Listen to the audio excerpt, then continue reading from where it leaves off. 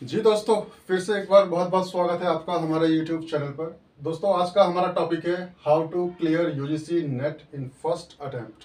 जी बिल्कुल दोस्तों, आप अपने प्रथम प्रयास में ही कैसे यूजीसी नेट की परीक्षा को पास कर सकते हैं। तो आज हम 10 प्रो टिप्स पर चर्चा करेंगे, जिनकी मदद से आप अपने एग्ज़ाम को क्वालिफाई कर सकते हैं पहले ही प्रयास में। तो वीडियो शुरू करने से पहले दोस्तों, आप चैनल को सब्सक्राइब कर लीजिए, बेल आइकन प्रेस कर लीजिए, ताकि आने वाली वीडियोस की नोटिफिकेशन सबसे पहले आप तक पहुंच सके। तो पहला जो टिप है दोस्तों हमारा, वो है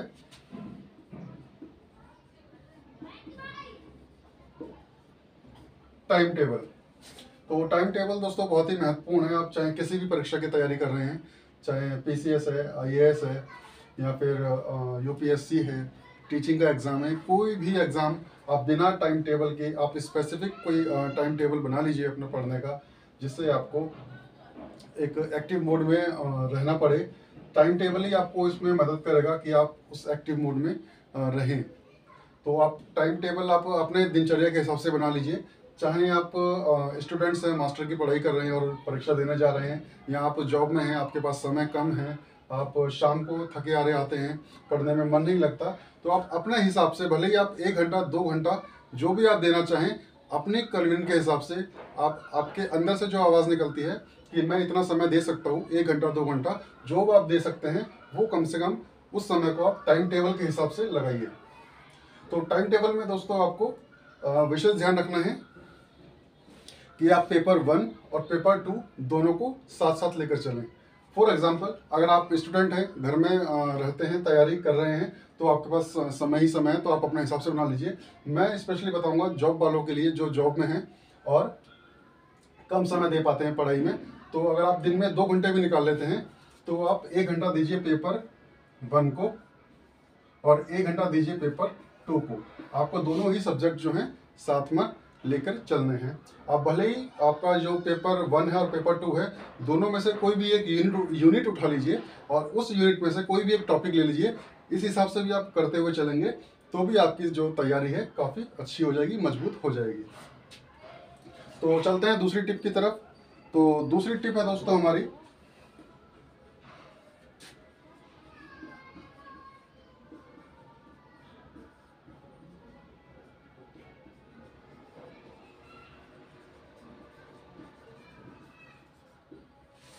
सॉल्व पीवाईक्यू। आपको कम से कम एक पेपर जो है डेली सॉल्व करना है, अपना पेपर 2 का। अगर आपके पास समय है तो आप पेपर 1 का भी एक पेपर डेली सॉल्व कर सकते हैं, लेकिन अगर आपके पास समय नहीं है तो आपको अपना पेपर 2 जो है, मैं स्पेशली बात करूंगा पॉलिटिकल साइंस की, तो पॉलिटिकल साइंस का आपको एक पेपर, या आप किसी भी सब्जेक्ट से हैं, जो आपका पेपर 2 में जो मेन सब्जेक्ट है, आप उसका एक पेपर डेली सॉल्व करिए। और समय कम होने के हिसाब से आप एक डीआई, जो आपका डाटा इंटरप्रिटेशन होता है पेपर 1 में, जिसमें आपको 10 अंक का होता है वो, तो वो आप एक डीआई डेली प्रैक्टिस करिए। और अगर आप स्टूडेंट तैयारी कर रहे हैं तो आपके पास समय ही समय, तो आप पेपर 1 और पेपर 2 दोनों से एक पेपर जो है डेली सॉल्व कर सकते हैं। इससे आपको बहुत मदद मिलेगी। हम टिप नंबर 3 की बात करते हैं दोस्तों।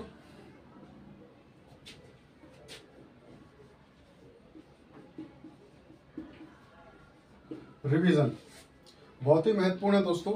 आप सप्ताह में, वीक में एक दिन ऐसा निकाल लीजिए जिसमें आपको सिर्फ और सिर्फ रिवीजन करना हो।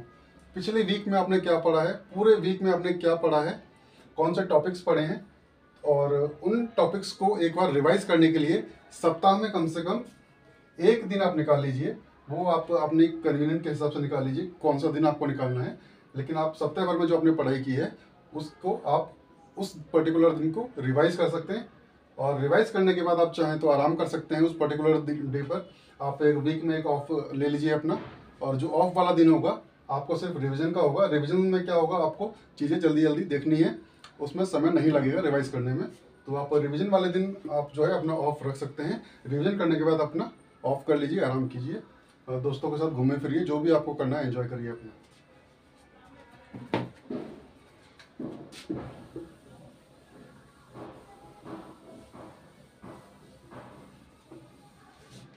टिप नंबर 4 की बात करेंगे दोस्तों हम।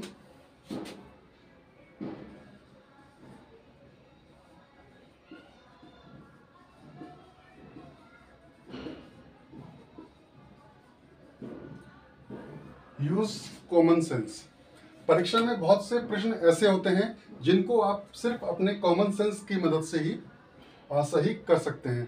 तो आपको परीक्षा में उन प्रश्नों को तो बिल्कुल ही नहीं गलत करना है, और जो आपको अपने कॉमन सेंस की सहायता से हल कर सकते हैं। जैसे मैं एग्जाम्पल के लिए बात करूँ पॉलिटिकल साइंस के लिए, तो गुड गवर्नेंस, पब्लिक एडमिनिस्ट्रेशन के कुछ ऐसे टॉपिक्स हैं या जनरल ऐसे टॉपिक्स हैं जो हमें प्रैक्टिकल लाइफ से जोड़कर, अपने प्रैक्टिकल एक्सपीरियंस से जोड़कर उनको देखना चाहिए, और क्या एथिकली सही है और क्या गलत है। तो उसके हिसाब से भी हम उन प्रश्नों को जो हमें नहीं आते या जो नए प्रश्न हमारे सामने परीक्षा में आए हैं, तो उनको हम कॉमन सेंस की सहायता से हल कर सकते हैं। जरूरी नहीं है आपने जो नया प्रश्न देखा है तो वो सिर्फ किसी बुक के हिसाब से या किसी थ्योरी के हिसाब से ही वो करेक्ट हो। आप उसको अपनी कॉमन सेंस के थ्रू भी जो है सही कर सकते हैं। टिप नंबर 5 दोस्तों,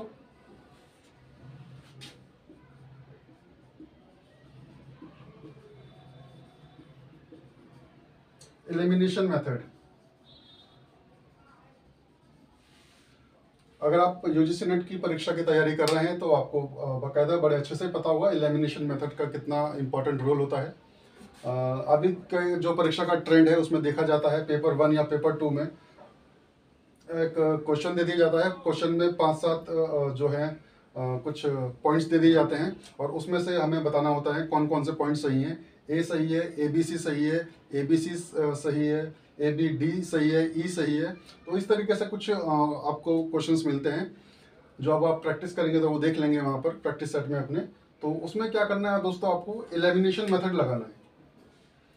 आपको मान लीजिए जो प्रश्न में जो ऑप्शन दिए गए हैं उसमें से सारे नहीं आते, लेकिन कुछ ऑप्शंस जो आपके पास ऐसे होंगे जो आपको मालूम होगा डेफिनेटली कि वो हो सकते हैं या नहीं हो सकते हैं। आप दोनों पक्ष में ले सकते हैं। क्वेश्चन किस में पूछा गया है, नहीं में पूछा गया है या हाँ में पूछा गया है। तो उस संदर्भ में आप लगा सकते हैं लॉजिक कि आप अपना जो है ये होना चाहिए, ये नहीं होना चाहिए। तो उसको आप एक जगह मार्क कर लीजिए, ये होना चाहिए या नहीं होना चाहिए। और उसके बाद जो बाकी ऑप्शन बचे हैं, अगर आपको आंसर नहीं मिलता है तब आप लगाइए अपना कॉमन सेंस कि ऐसा होना, जो ऑप्शन बच गया है अगर उसको हम इसमें फिट करते हैं क्या वो सही होगा या नहीं होगा। तो इस हिसाब से क्या होगा दोस्तों, जो आपका क्वेश्चन नहीं आता है, जो गलत होने की संभावना होती है, तो वहां भी आपकी जो पूरी संभावना बन जाती है, वो प्रश्न आपका सही हो जाएगा और उसके आपको 2 मार्क्स मिल जाएंगे। बात करते हैं टिप नंबर 6 के दोस्तों। टिप नंबर 6 है दोस्तों, अटेम्प्ट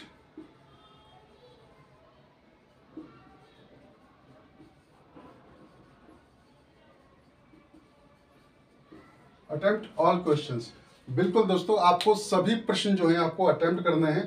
आपको कोई भी प्रश्न मार्क फॉर रिव्यू नहीं रखना है, क्योंकि परीक्षा हॉल में समय की जो है थोड़ी कमी होती है, प्रेशर बहुत ज़्यादा होता है।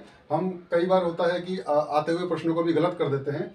तो आपको जो प्रश्न आपके स्क्रीन के सामने आ गया है तो आपको वो अटेम्प्ट करना है। भले ही आपका वो क्वेश्चन आपको आता है या नहीं आता है, उसको आपको 100% अटेम्प्ट करना है और उसको वहीं के वहीं ख़त्म कर देना है मार्क करके। भले ही आपका प्रश्न जो है वो गलत हो जाए, आपको उसके नंबर नहीं मिले, लेकिन आपको कोई भी प्रश्न वहाँ पर अनअटेम्प्टेड नहीं छोड़ना है। किसी भी प्रश्न को ऐसा नहीं छोड़ना जिसका आपने उत्तर नहीं दिया है, क्योंकि इसमें आपका कोई नेगेटिव मार्किंग नहीं है। इसका विशेष महत्व है दोस्तों, इस परीक्षा में आपका नेगेटिव मार्किंग नहीं है, तो आपको कोई भी प्रश्न का उत्तर जो है बिना आंसर किए नहीं छोड़ना है।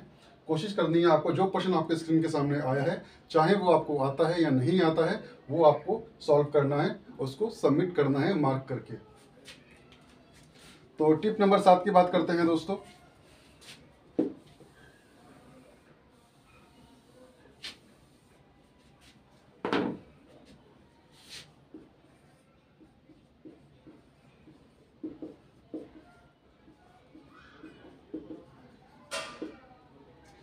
आपको टिप नंबर 7 में देखना है पॉसिबल ऑप्शंस कौन सा हो सकता है। जैसे मैंने आपको टिप नंबर 2 में आपको बताया था, 3 में आपको बताया था, आपको daily previous year question paper जो है आपका पेपर 1 का या पेपर 2 का, आपको डेली एक पेपर जो है सॉल्व करना है। भले ही आपने वो टॉपिक पढ़ा है या नहीं पढ़ा है, लेकिन आपको सॉल्व करना है।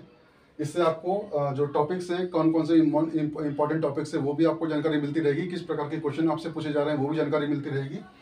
तो इससे क्या होगा, आपको एक पॉसिबल ऑप्शन की आपको वहां पर समझ विकसित हो जाएगी आपके अंदर कि आपका जो पॉसिबल ऑप्शन कौन सा हो सकता है। फॉर एग्जाम्पल, अगर जब मैंने तैयारी की थी, जब मैं PYQs पढ़ रहा था, तो मुझे कुछ चीज़ें मिल गई थी, तो जो मैं आपको शेयर करता हूँ अभी। जैसे UGC नेट पॉलिटिकल साइंस से मैंने आपका नेट किया था, तो मैंने देखा था कि कुछ जो कॉन्सेप्चुअल क्वेश्चंस होते हैं, जिसमें 4 ऑप्शंस होते हैं। मेनली अगर मैं बात करूँ तो कंपैरेटिव पॉलिटिक्स की बात करूँ मैं, तो उसमें 4 क्वेश्चंस में जो ऑप्शन होते हैं ABCD, तो लास्ट के जो 2 ऑप्शन होते हैं C और D, जो ऑप्शन D होता है उसमें नॉट ऑलवेज टाइप का कुछ लिखा होता है, जो आपको नेगेटिव की तरफ ढकेलते हैं। तो ये चीज़ आपको ध्यान रखनी है। अगर आपको ऑप्शन C या D में नॉट या ऑलवेज कुछ मिल रहा है, तो उसकी 90% संभावना है कि वो आपका उत्तर इन दोनों ऑप्शन में से एक होगा। तो जैसे मैंने पॉलिटिकल साइंस का आपको एक्सपीरियंस बताया है अपना, तो पॉसिबल ऑप्शंस आपका C और D मिलता है कंपैरेटिव पॉलिटिक्स के जो क्वेश्चंस आते हैं। तो इसी प्रकार से जब आप अपना जो भी सब्जेक्ट है उसकी तैयारी करते हैं, PYQ को सॉल्व करते हैं, तो उससे आपको एक समझ विकसित हो जाती है। और उसके जो पैटर्न है क्वेश्चंस का, तो उसी पैटर्न पे UGC नेट क्वेश्चंस को फ्रेम करता है। तो आप आसानी से समझ सकते हैं कि इसका पॉसिबल आंसर क्या हो सकता है। ये पॉसिबल आंसर की जो टिप्स आपको उस समय यूज करनी है जब आपको उस प्रश्न का आंसर जो है बिल्कुल नहीं पता है, जहां पर आप गैस करना चाहते हैं। तो जहां पे आपको गैस करना है, तो वहां पर आप ये कैलकुलेटेड गैस कर सकते हैं, ऑप्शन आपको C या D में से सही मिलेगा। ठीक है दोस्तों, टिप नंबर 8 की बात करते हैं दोस्तों। Assertion reason. असर्शन और रीजन के जो क्वेश्चंस होते हैं दोस्तों, आजकल जो पेपर 1 है और पेपर 2 है, इनका जो ट्रेंड है काफ़ी बढ़ गया है। मोस्टली क्वेश्चंस जो हैं आपके असर्शन रीजन से ही फ्रेम होते हैं। तो इसकी जो टिप है, इसके अंदर जो आपको देखना है, असर्शंस को देखना है पहले आपको, उसके बाद रीजन्स को देखना है। आपको पहले ये चेक करना है कि वो दोनों ठीक हैं, दोनों स्टेटमेंट जो आपकी असर्शन की है और जो रीजन की है वो दोनों ठीक हैं। ये पहले आपको चेक करना है। अगर आपका असर्शन गलत है या रीजन गलत है, दोनों में से कोई भी एक गलत है, तो आपका ऑप्शन जो है दोनों सही नहीं हो सकते, तो आपको ऑप्शन वहाँ पे मिल जाएगा। और अगर मान लीजिए आपका असर्शन भी ठीक है, रीजन भी ठीक है, लेकिन आप किसी निष्कर्ष पे नहीं पहुंच पा रहे हैं कि ऑप्शन ए होगा, करेक्ट एक्सप्लेनेशन है या नहीं है, तो उस केस में क्या है, आपका 99% केस में दोस्तों ए जो ऑप्शन होता है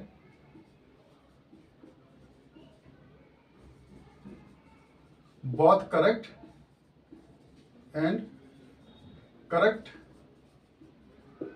एक्सप्लेनेशन। 99% केस में तो होता है दोस्तों, दोनों ही करेक्ट होते हैं, और ए जो है असर्शन जो है रीजन को करेक्टली एक्सप्लेन करता है। तो ये टेक्निक आपको उस समय यूज करनी है जब आपने देख लिया आपका असर्शन भी ठीक है, रीजन भी ठीक है, और दोनों में आप ये नहीं पता लगा पा रहे हैं कि दोनों ठीक होने के बावजूद भी करेक्ट एक्सप्लेनेशन है या नहीं है। अगर आप मालूम कर लेते हैं तो आप देख लीजिएगा वहाँ पर, और नहीं मालूम कर पाते हैं तो आपको ये जो टेक्निक है वो यूज़ करनी है। आपका दोनों करेक्ट है और करेक्ट एक्सप्लेनेशन है, ये आपका संभावना रहती है ऑप्शन बनने की। ठीक है दोस्तों, तो टिप नंबर 9 की बात कर लेते हैं।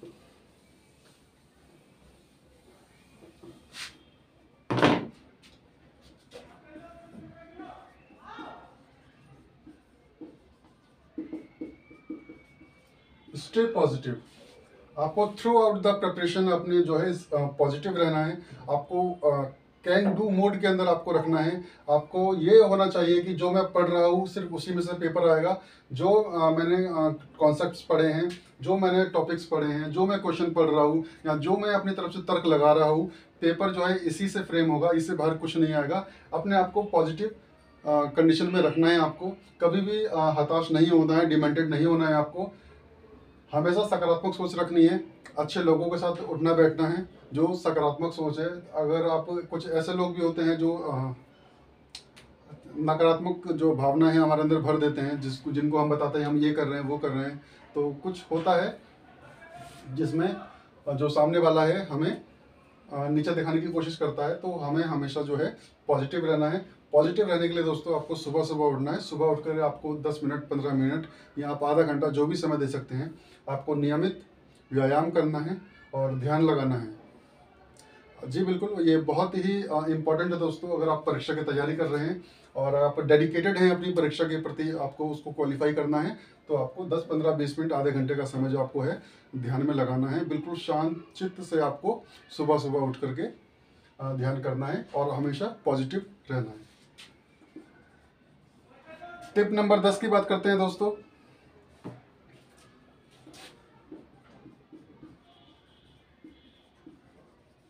एग्जाम डे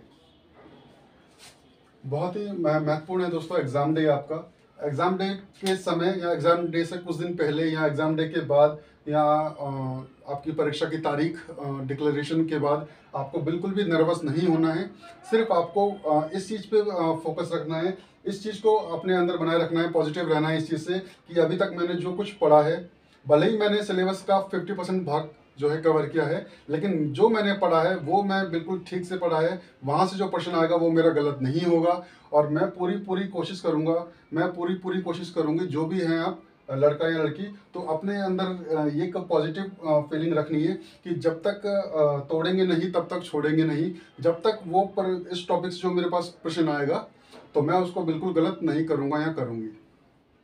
ठीक है दोस्तों, तो ये आपको रखना है एग्जाम डे से पहले। एग्जाम डे से पहले आपको, या एग्जाम डे जब आपका है, आपको उस दिन बिल्कुल नहीं पढ़ना है। चाहे आपका परीक्षा सुबह हो, फर्स्ट शिफ्ट में हो, चाहे आपकी परीक्षा सेकंड शिफ्ट में हो, एग्जाम डे वाले दिन अपने आप को बिल्कुल कूल रखना है। आप एग्जाम डे जो आपका जो नाइट होती है, एक दिन पहले की जो नाइट होती है, आप उसमें बिल्कुल भी मत पढ़िए। रख दीजिए कॉपी किताब को, बंद कर दीजिए। ना एग्जाम डे के दिन या एक दिन रात पहले आपको कुछ नहीं पढ़ना है। बिल्कुल कूल रहिए, एंजॉय करिए अपना और बिल्कुल पॉजिटिव रहिए कि जो मैंने पढ़ा है सिर्फ प्रश्न उसमें से आएगा और बाकी के जो प्रश्न मैंने नहीं पढ़े हैं, जो कोर्स मैंने कवर नहीं किया है, उसमें से भी अगर प्रश्न आता है तब भी मैं उनका अपनी कॉमन सेंस से, समझ से, सोच बूझ से सही उत्तर करके आऊँगा। तो बहुत ही महत्वपूर्ण टिप्स हैं दोस्तों, आप इनको ज़रूर अपनाइएगा एक बार। और यकीन मानिए, अगर आप इन 10 टिप्स को अपना लेते हैं अपनी प्रिपरेशन के दौरान, तो आपकी जो परीक्षा है यूजीसी नेट की परीक्षा, चाहे आप किसी भी सब्जेक्ट से दे रहे हैं, तो वो आपकी पहले ही प्रयास में क्लियर हो जाएगी। तो आज की वीडियो में दोस्तों इतना ही। और अगर आप पॉलिटिकल साइंस के विद्यार्थी हैं और चाहते हैं वो बुक्स कौन कौन सी हैं जो आपके लिए इम्पॉर्टेंट है, तो वो मैंने प्लेलिस्ट बना रखी है, आप वहाँ पर जाकर देख सकते हैं। चैनल को आप सब्सक्राइब कर लीजिए, वीडियो को लाइक शेयर जरूर कीजिएगा। बहुत बहुत धन्यवाद, थैंक यू।